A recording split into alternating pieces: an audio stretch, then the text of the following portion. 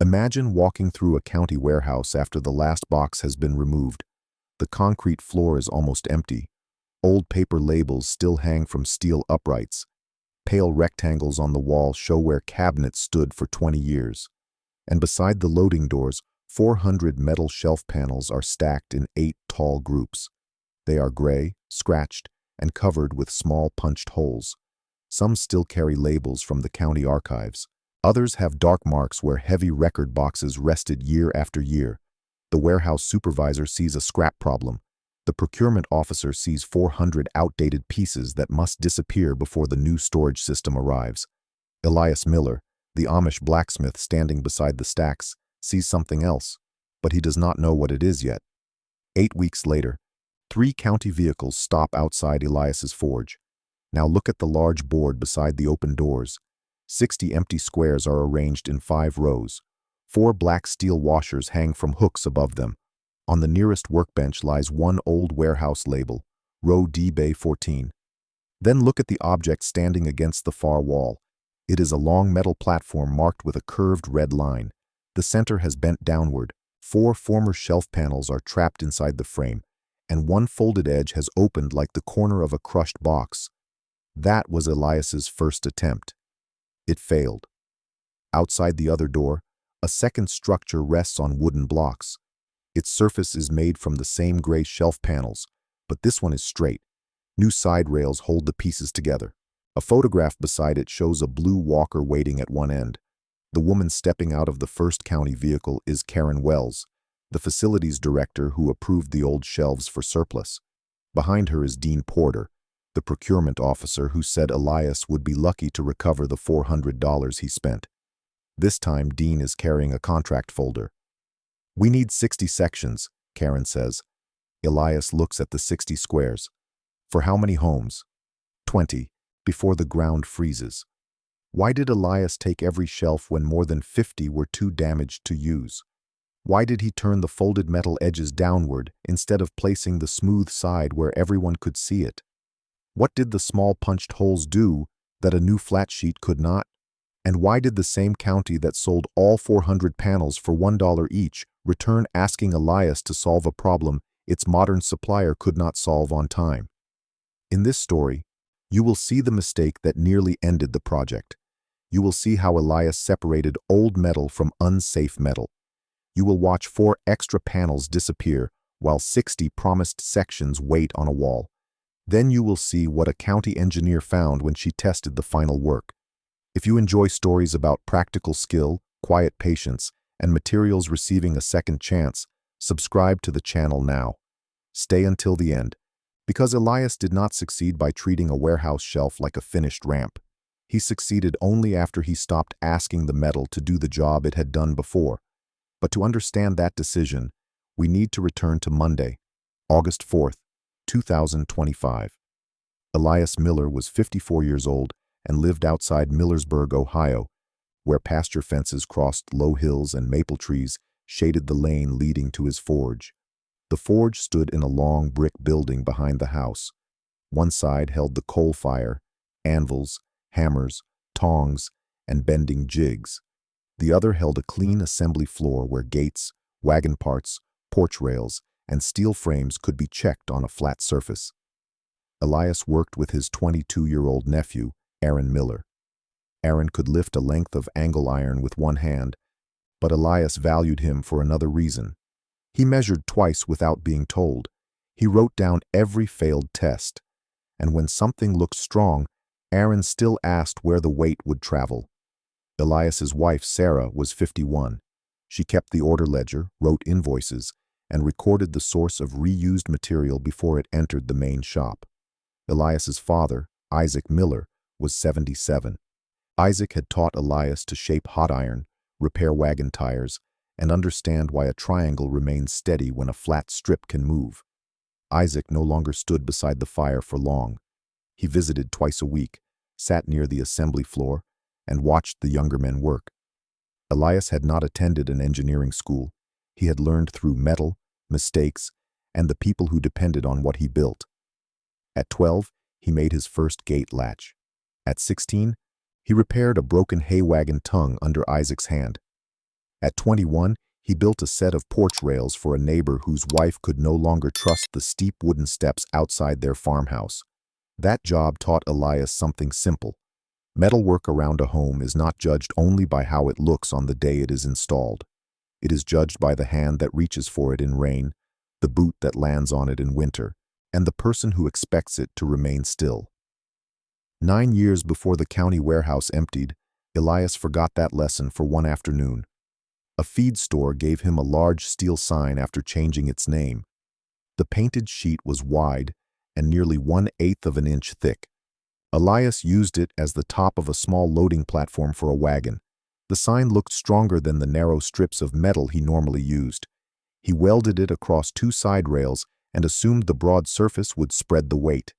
Before delivering the platform, Aaron rolled a water barrel onto it. At first, nothing happened. Then the middle of the sign bowed. The barrel shifted sideways and struck the shop floor. The lid stayed closed. No one was hurt. But the platform had failed before it ever reached the customer. Now look above Elias's assembly bench. The old sign still hangs there. A deep curve crosses its center. Elias painted a red line along the bend so it could be seen from the other side of the room. Isaac had stood beside him after the failure. "A wide piece can still be weak," his father said. "It was thick. Thickness is not support. Where did the weight go?" Elias had no answer. He rebuilt the platform with a proper frame and supported ribs. The customer never saw the first version. Elias saw it every morning for 9 years. That was the blacksmith who noticed a county surplus announcement on August 4th. The notice was pinned to a board inside a local farm supply store. Pine Creek County Archives. 400 steel shelf panels. 1 lot. $400. Buyer must remove all material. The problem inside the Pine Creek County warehouse was familiar. Fixed shelves that had held property records, permits, maps, and tax files were being replaced by a compact mobile storage system. The new system would create more aisle space and keep records in sealed cabinets. The old shelf panels no longer fit. Each panel measured 4 feet long and 18 inches deep. Its edges were folded to form shallow lips. Rows of small holes ran across the metal. The panels had never stood alone. Uprights and crossbars had supported them inside the warehouse. That distinction mattered. A shelf panel can carry boxes when its edges rest on a proper frame. Remove the frame, and the same panel is only a broad sheet with a shape pressed into it. Elias read the notice twice. Sarah looked over his shoulder. "Where would you put 400 shelves?" "I do not know." "What would you build?" "I do not know that either." "Then why are you still reading?" Elias pointed to the folded edge shown in the photograph. "Because the county is selling the panels by their old name." Sarah waited. "And you think the name is hiding something?" "I think the edge may be." He called Karen Wells from the business telephone shared by the forge and a neighboring harness shop. Karen was 44 and had spent 6 weeks trying to clear the warehouse without delaying the records project. "The offer is for all 400, she said. "You cannot choose the clean ones and leave the rest." "Can I inspect before they enter my work area?" "You can inspect after you buy the lot. The county is not promising condition." "Any chemical storage?" "Mostly paper records. One section held maintenance files near a supply room." "Any panels rusted through?" "Some have surface rust. I have not checked everyone." "How are they stacked?"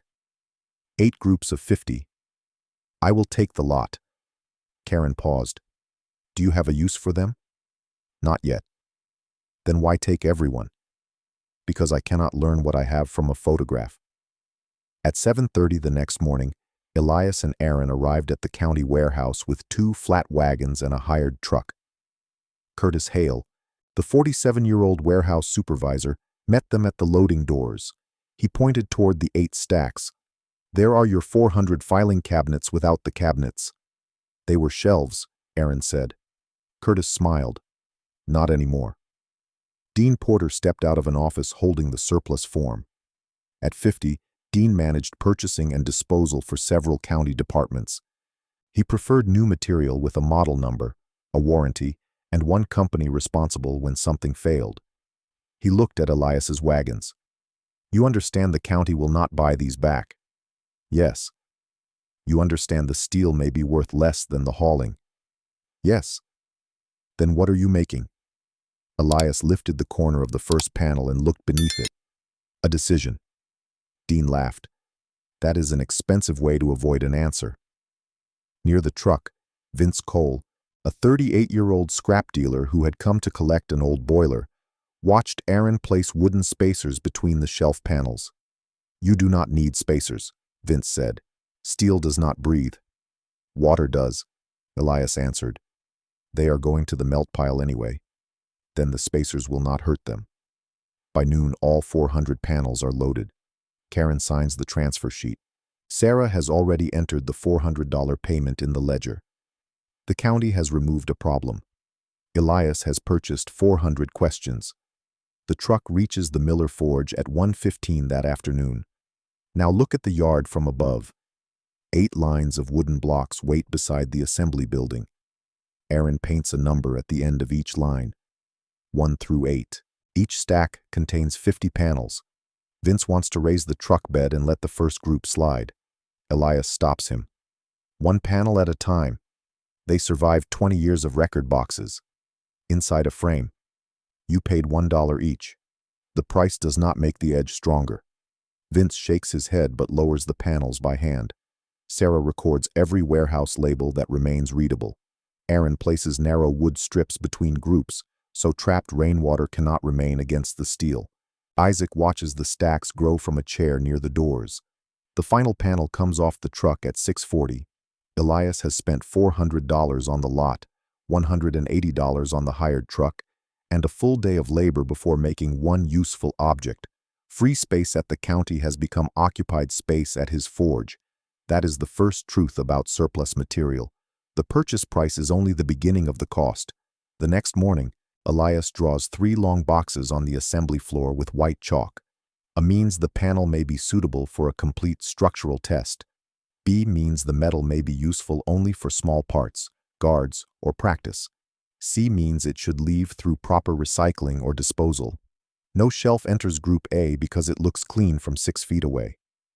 Aaron scrapes loose rust from the folded edges. Elias checks every punched row for tears. Isaac taps suspicious corners with a small hammer and listens for a loose seam. Now watch the 3 groups grow. 31 panels have deep rust around the folded lips.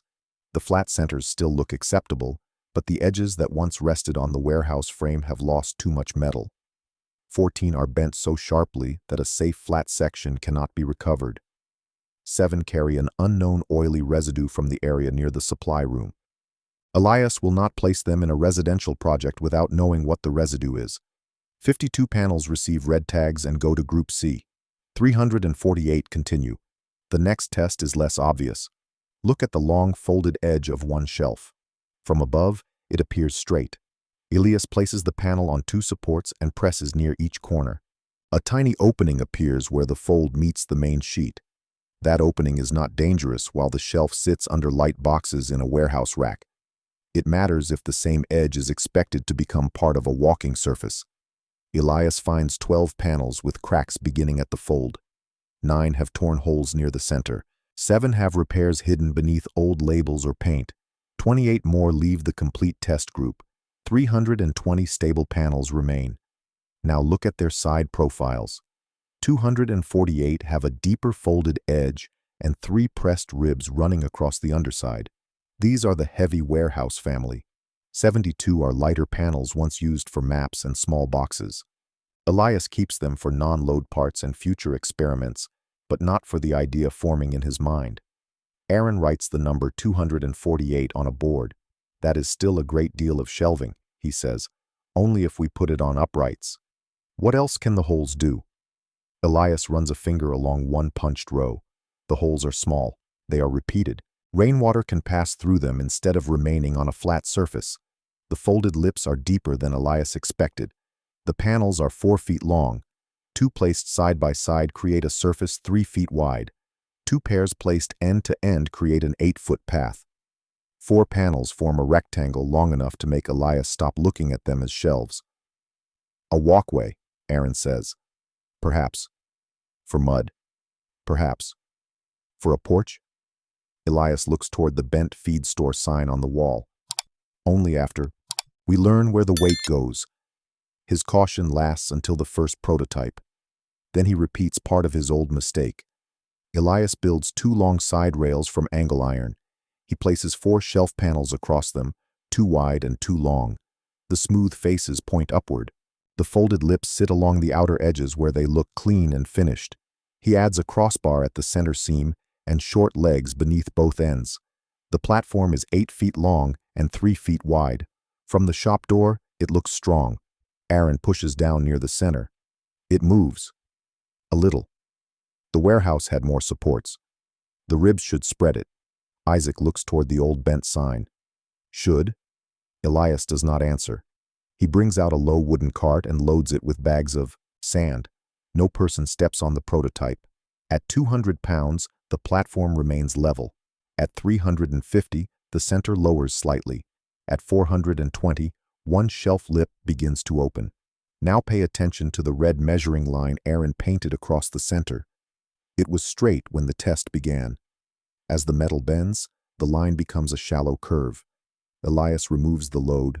The center rises, but not all the way. One punched hole near the seam has stretched into an oval. The folded edge that looked finished from above has opened where it received force from the wrong direction. The prototype has failed. Vince arrives that afternoon to collect a load of rejected metal. He sees the curved red line. $400 for a long bent shelf, he says. $400 for the lot, Aaron replies. Then you can build 99 more failures. Elias raises one hand before Aaron answers again. He marks all 4 panels with a red X and moves the failed U platform beside the old feed store sign. You are keeping that too? Vince asks. Yes. Why? Because a straight line forgets quickly. A bent one does not. After Vince leaves, Aaron studies the underside. The ribs were on the wrong side. The ribs were in the metal, Elias says. The support was in the wrong place. He removes the 4 failed panels from the heavy group. 244 remain. For 2 days, Elias works on ordinary orders. He repairs a barn hinge. He straightens a wagon bracket. He finishes a handrail for a farmhouse porch, but he leaves one untouched shelf panel beside the failed prototype.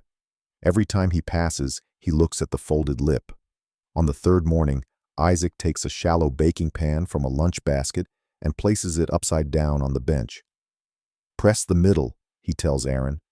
Aaron presses. The pan flexes. Isaac turns it over and supports the rim with 4 blocks. Now.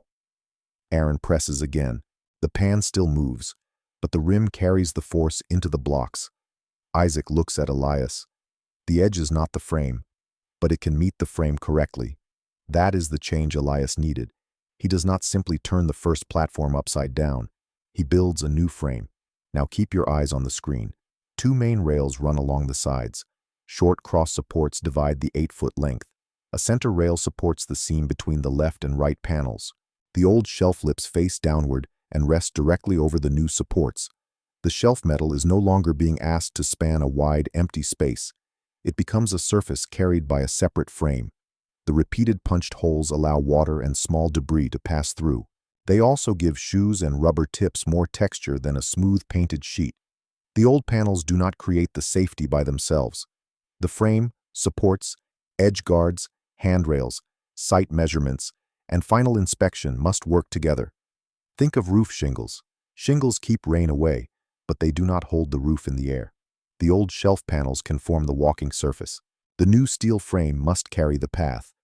Elias builds the second section with 4 fresh panels from the heavy group.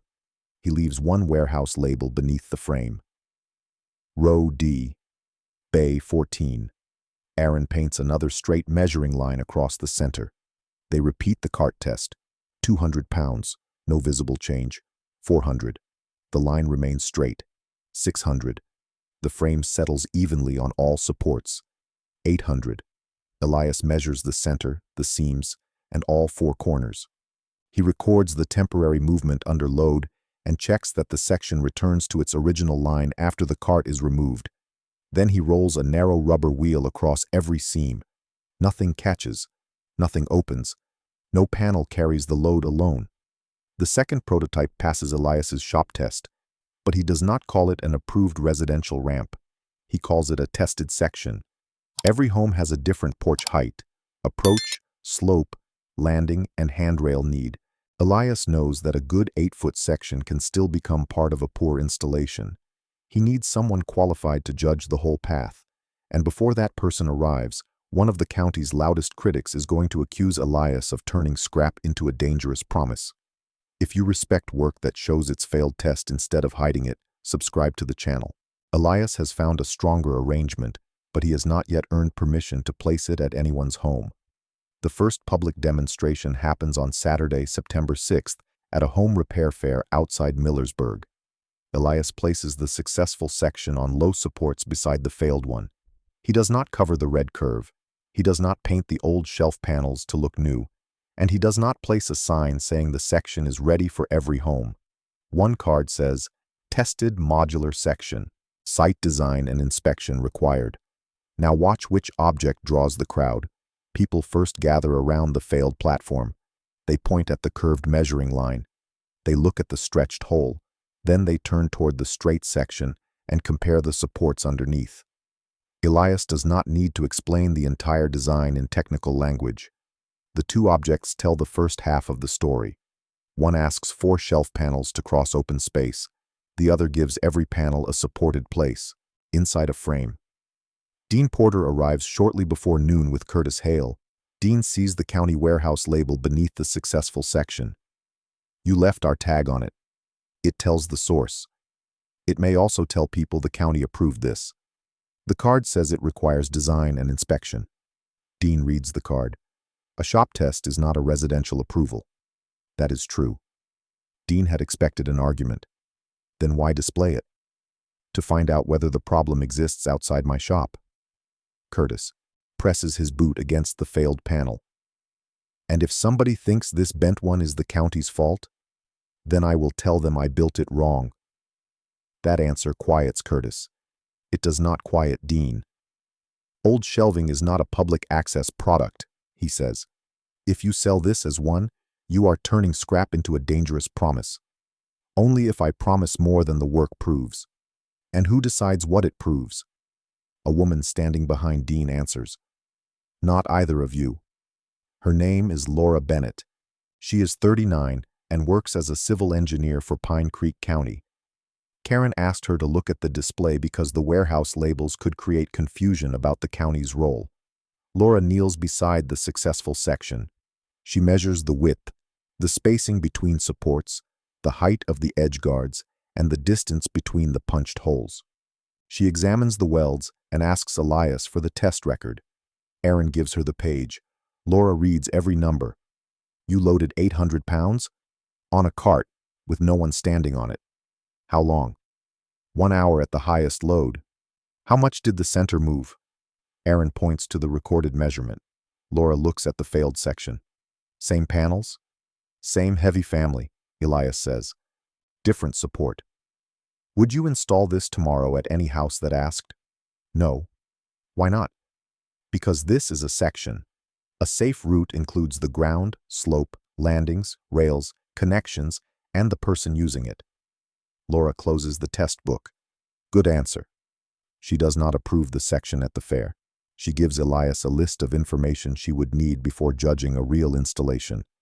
That afternoon, a real need finds him. Margaret Shaw is 72 and spent 31 years driving a school bus through rural Pine Creek County. She knows every narrow bridge, every steep lane, and most of the families living between Millersburg and the county line. 6 weeks earlier, she had knee surgery. Her back entrance has one low concrete step and a high wooden threshold. The total rise is less than 8 inches, but it is enough to stop the small wheels of her walker. Margaret can leave through the front door with help. She cannot use the back entrance by herself, even though that is where her car and garden path are located. She has been waiting 11 weeks for a commercial access section ordered through a local contractor. The delivery date has moved twice. Margaret places both hands on the blue walker in front of her.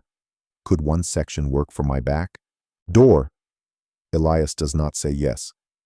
"I would need the measurements." The step is not high. That is not a measurement. Margaret smiles. You sound like the children who used to argue about the bus aisle. Did you let them guess the width? No. Then neither should we. On Monday, Laura visits Margaret's home with Elias and Aaron. Now look at the back entrance. The concrete step is 7¼ inches high. The ground slopes gently away from the house. The door swings inward, leaving room for a level landing outside. Laura draws the required route. Elias adjusts the section length, designs the connection to a new landing, and adds handrails suited to Margaret's reach. The old shelf panels form only the center walking surface. New steel surrounds them. New anchors connect the structure to the landing. New rails guide Margaret's hands. On Wednesday, September 10th, Laura returns for the inspection. She checks the slope. She checks that the section does not rock. She examines the edges, the rail height, the landing, and the connections. She witnesses a controlled load test before Margaret uses it.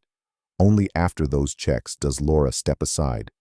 Margaret places the front wheels of her walker on the old warehouse metal. Look at her hands. They tighten around the grips for the first 2 steps.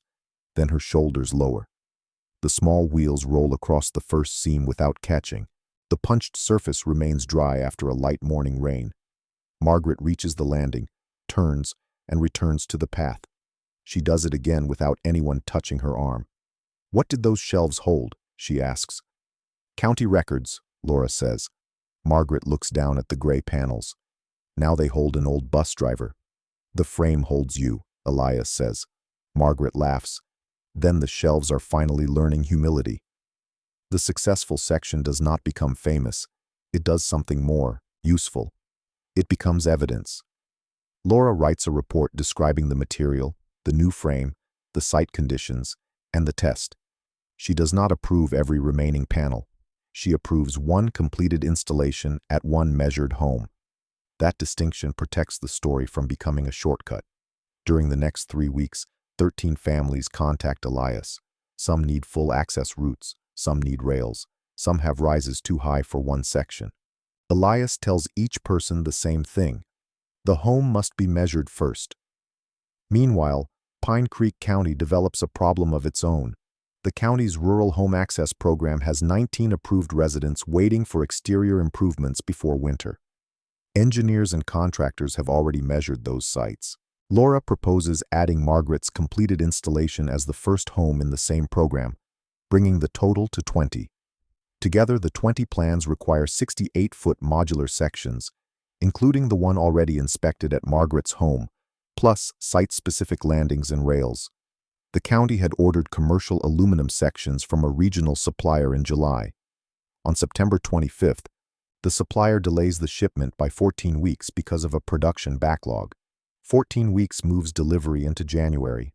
Several residents live on roads that become difficult for construction crews after heavy snow. One uses a wheelchair.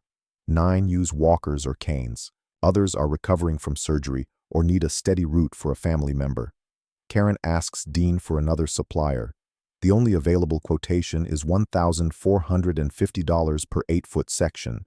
60 sections would cost $87,000 before site installation.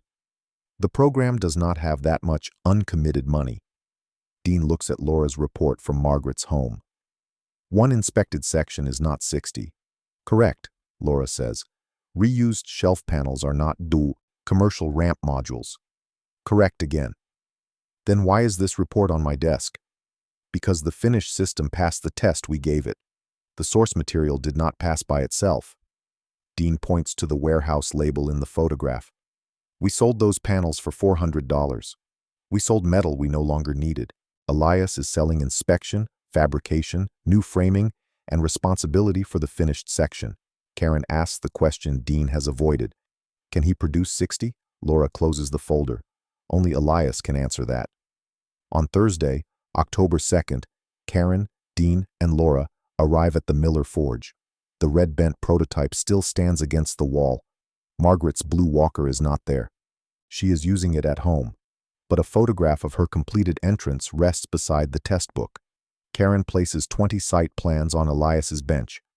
We need a total of 60 sections by October 27th. Margaret's inspected section will count as the first. Elias counts the plans. Why 60? Laura opens a page showing every measured route. 3 sections on average across 20 homes. Some use 2, some use 4. The total is 60. Landings, rails, and installation remain site-specific. Dean places the commercial quotation beside the plans. The county is considering $610 for each completed section, $36,600 total, before separate site work. Margaret's earlier invoice will be credited when her installation enters the program. Elias does not touch the contract. He walks to the heavy panel stack. 248 panels entered the test family. 4 were lost in the failed prototype. 244 remain, including the 4 already installed in Margaret's inspected section. Each 8-foot section requires 4 panels. 244 divided by 4 equals 61 possible sections. The county needs 60. 4 panels are the entire margin. Elias hangs 4 black washers above the 60 empty squares on Aaron's production board. These are not extra profit, he says. They are 4 chances to find a bad panel before someone places a wheel on it. Dean looks at the stacks outside. You have hundreds. 320 survived the first inspections. Only this heavy family entered the walking surface test. Could you use the lighter panels if one fails? Not under the same result. Could you buy new sheet steel? Then it would be a different section requiring a different test. Karen looks at the calendar. Can you meet October 27th? Elias studies the plans, Laura's specifications, and the 4 washers. I can begin tomorrow. If the panel count falls below 240, I tell you the same day. Nothing receives an approval mark until Laura sees the required records and tests. Dean folds his arms. We need 60. Then we need 240 honest panels. Karen signs the order. The county that sold the entire lot for $400 has just agreed to pay $36,600 for 60 finished sections. Not because Elias discovered free money, because the price now includes what the warehouse never did. Selection, design, new steel, labor, testing, records, and responsibility. The next morning, the countdown begins. Aaron divides the 60 squares into groups matching the 20 homes. Every square has 5 small boxes. Panels passed, frame passed, connections passed, load passed, engineer record complete. The repeated work looks simple only from a distance. Elias and Aaron build frames in groups of 5. Sarah matches panel numbers to each section. Isaac checks the folded lips before the metal enters a frame. Laura visits every 3rd day to review records and witness scheduled tests. No one marks a box because a section looks finished. Watch the 4 black washers. On day 4, Aaron removes an old paper label and finds a narrow crack traveling from one punched hole toward the folded edge. The panel moves to the rejected wall. The first washer comes down. Margin: 3 panels. On day 8, Elias cleans a dark corner and discovers that rust has thinned the metal beneath intact paint. The second washer comes down. Margin: 2. Dean visits that afternoon. 21 frames stand in rows. 12 have completed walking surfaces. The failed panels lean beneath the red bent prototype. Could you cut away the damaged corner? He asks. Not, and keep the tested panel size. Could you move it to the end? A wheel reaches the end too. Dean looks at the production board. You are rejecting the material we need. I am rejecting the failure we do not need. The county bought 60 sections. The county bought 60 past sections. Dean leaves without another argument. On day 13, Isaac finds an old torch cut beneath a folded lip. Someone at the warehouse had covered it with a narrow patch and paint. The flat surface still appears whole. The support edge is not.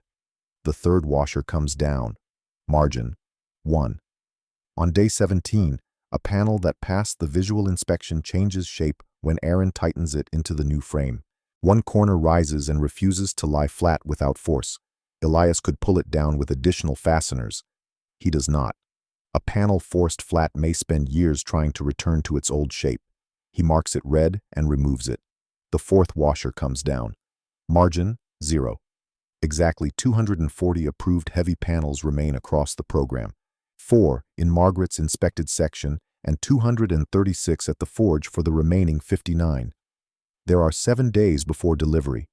If one more panel fails, the order changes. On day 19, Dean returns with Karen and notices that several undersides still carry warehouse labels. "These must look new," he says. Elias turns one section so Dean can see the walking surface. It is clean. The edges are smooth. The frame is newly finished. The label remains beneath the structure, protected from contact.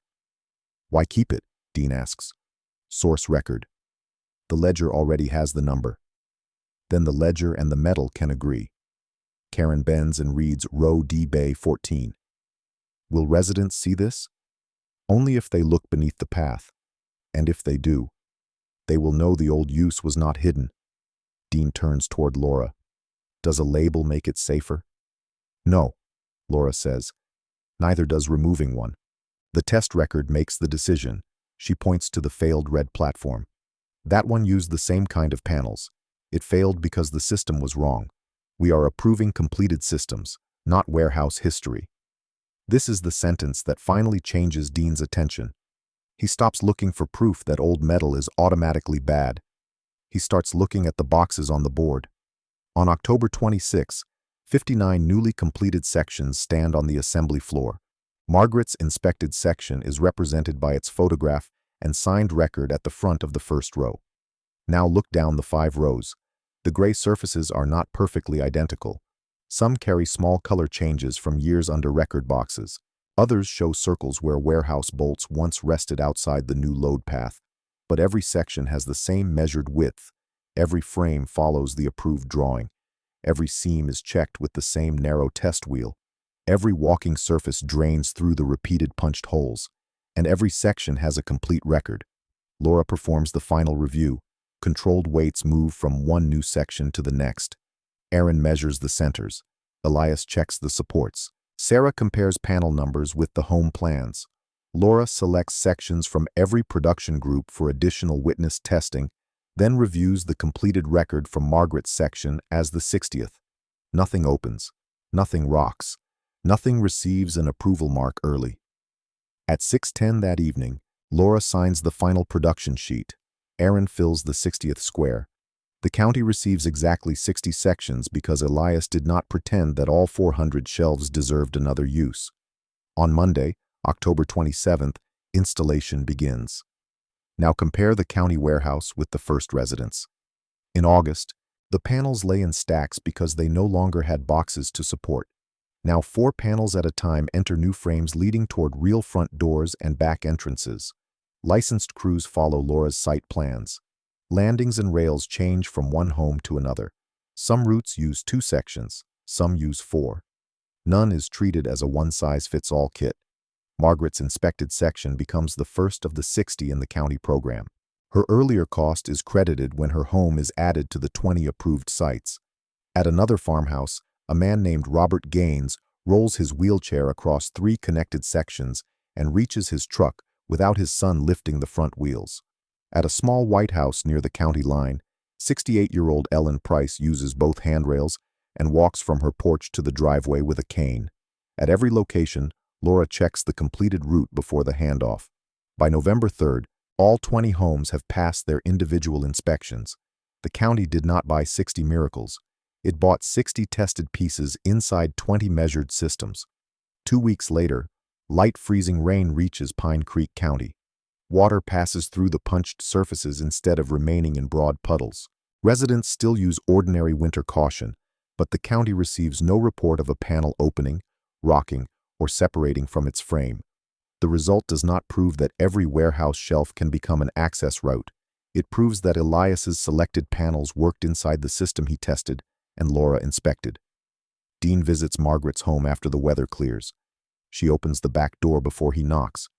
"You came to inspect the shelves?" she asks. "They are not shelves anymore." Margaret smiles. Took the county long enough to notice. Later that afternoon, Dean drives to Elias's forge. Curtis is there delivering a box of old warehouse brackets Elias agreed to inspect for non-load projects. Vince is loading rejected metal for recycling. The The three men who doubted the purchase stand beneath the old bent sign and the failed red prototype. Dean looks from the failures to the completed records. I thought you bought those shelves because scrap was cheap. Elias places the row D label beside one black margin washer. Scrap is what people call a material before they ask it a better question. Vince points toward the rejected stack. You still threw away more than 80 pieces. I recycled what should not carry trust.